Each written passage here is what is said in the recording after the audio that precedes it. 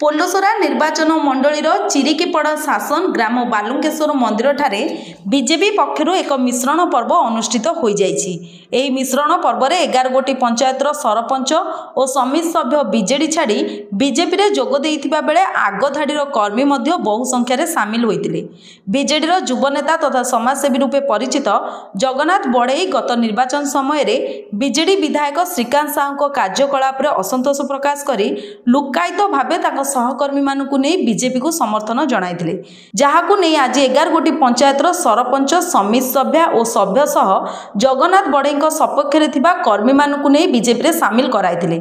जगन्नाथ तत्वावधान रे अनुष्ठित उक्त मिश्रण पर्व को मुख्य अतिथि भावे मत्स्य और प्राणी संपद विकास अणु क्षुद्र और मध्यम उद्योग मंत्री गोकुलानंद मल्लिक जोगदे बीजेडी छाड़ी बीजेपी रे सामिल होइतिबा समस्त कर्मी मानकु दलीय उत्तरीय और टोपी पिंधाई स्वागतर सहित दल में सामिल कराइथिले। चिरिकीपड़ा शासन सरपंच भगवान साहू, युवनेता नारायण साहू, प्रहलाद प्रधान, मधुपल्ली सरपंच बसंत करण, भास्कर साहू, लक्ष्मी पात्र, बुढ़ईशुणी पंचायत समिति को प्रतिनिधि दिलीप कुमार प्रधान, अभिमन्यु साहू, सुशांत कुमार प्रधान, टुकुना परिडा समेत हजार हजार बीजेडी कर्मी दल परित्याग करी बीजेपी रे सामिल होइतिले।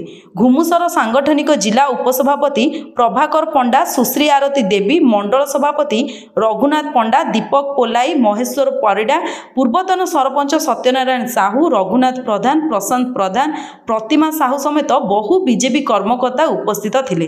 गंजामरू कालीचरण मिश्रଙ୍କ रिपोर्ट, पब्लिक मीडिया।